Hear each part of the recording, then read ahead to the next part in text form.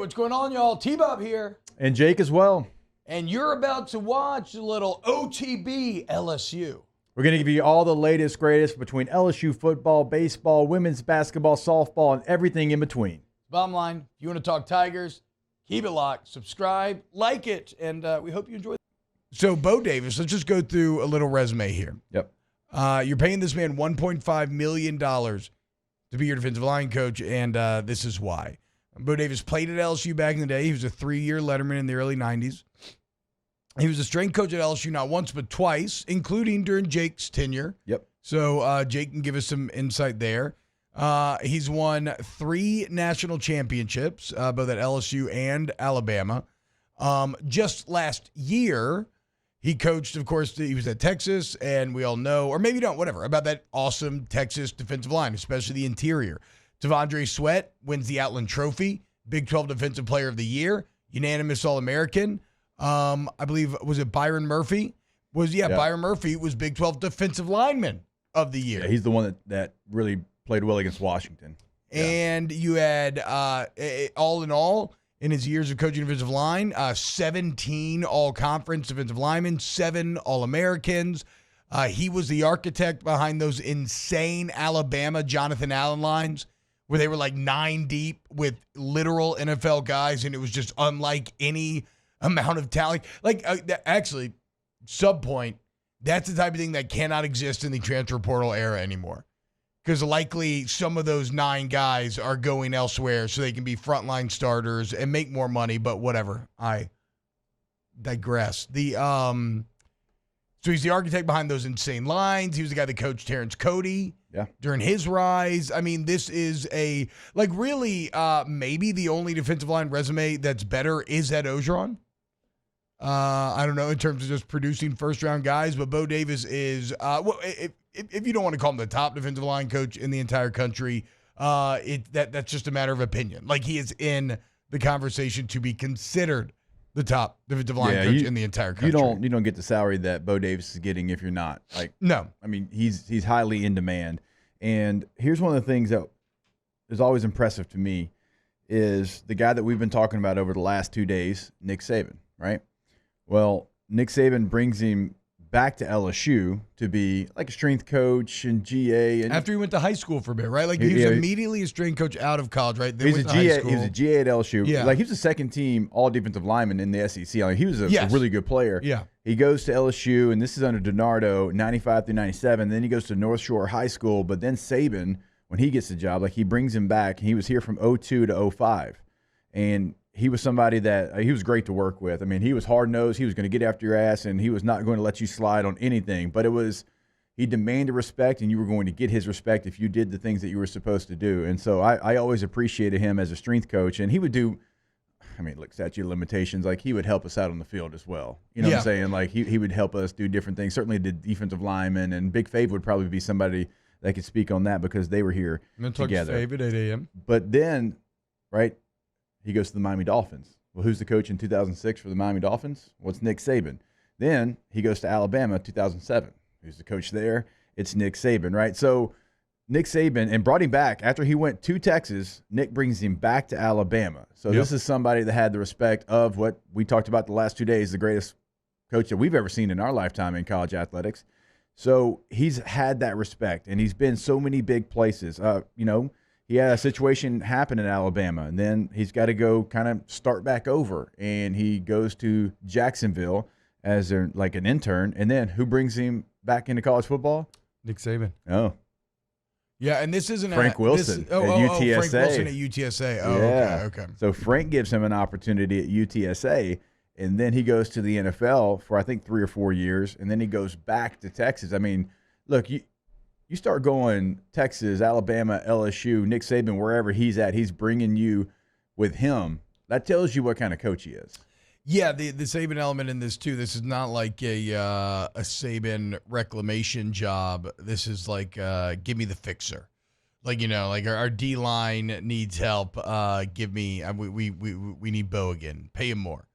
Give him what he needs. I think here's the immediate follow up.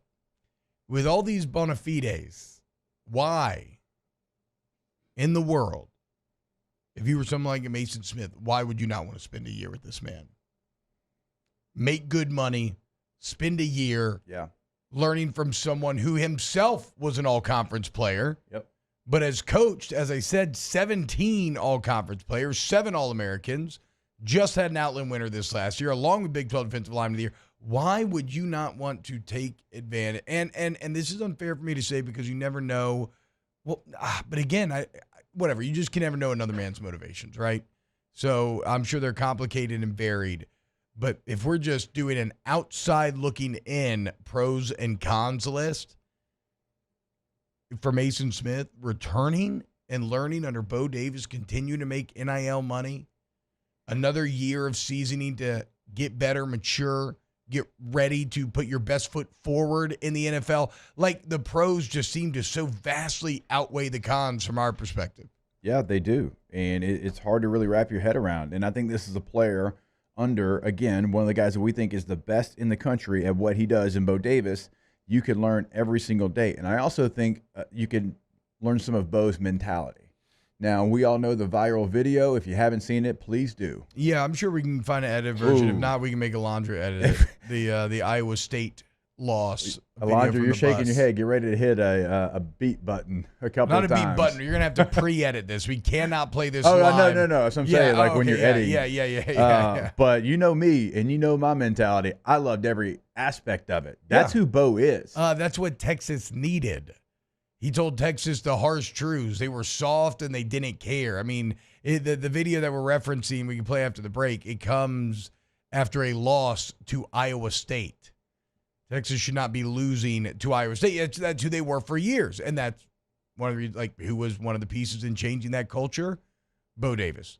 And so now, and he's an excellent recruiter. Again, wrapped up in all of this. So now he gets to return to what in many senses is home in Baton Rouge, where he originally made his name multiple times, an area where he has connections, friends, family, and an area that now he knows in terms of a recruiting standpoint as well. It's simply just a fantastic hire. And as you said yesterday, $1.5 million is a lot of money, but is that the most ever for a defensive line coach? Gotta be. I mean, I don't know, for sure. But I can't. I think. And so now you have we know Blake Baker's the highest paid coordinator in the entire country. Right. And we would imagine that's the highest paid defensive lineman in the entire country. Make no bones about it. Scott Woodward looked at that defense last year and said, I never better see that ever again. Well, and it's also a bit of no excuses for BK and company. Not that they're making any, but you can't say that, I didn't have the resources, or I was handicapped in this way, or I didn't have the alignment. I mean, this is all representative of that alignment. Whatever this staff has been asking for has been provided. Now to the tune of $3 million worth of new contracts per year, $4 million worth of new contracts per year in just 2 coaching staff additions, right?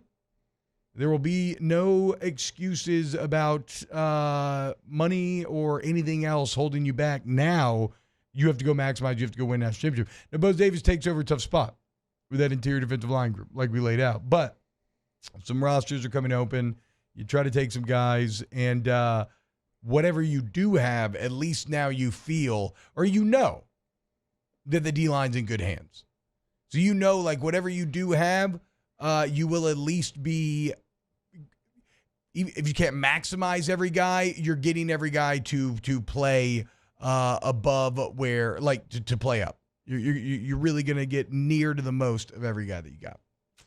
So, all right, let's go ahead. Who they can add to, because Texas players, technically, I think they've still got a couple of more days where they could add themselves into the portal. Certainly, if you have a coaching change, that 30-day window, so Alabama players as well, that opens up. And I'm not just saying because Bo's been there, that's who he goes after, but I'm just telling you, don't just look at the portal right now. You still have players that could add themselves into the portal. If Jim Harbaugh leaves Michigan, those players could add themselves in the portal. Actually, Michigan and Washington, they get extended days like we told you because they just played on Monday. So there's another couple of schools that have the ability to have players enter the transfer portal. And so what you see right now currently in the portal is not all that is available. And certainly if you have more coaching moves, if Harbaugh goes, if they hire from outside of the building and then that school, they would have 30 days as well. So it's not completely done yet, although you'd want them there for spring practice, and maybe that gets a little hairier considering school's about to start back up.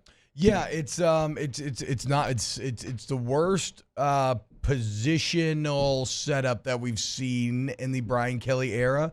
My only hesitance is that I haven't thought about this, is I'm just saying this, but I can't imagine that.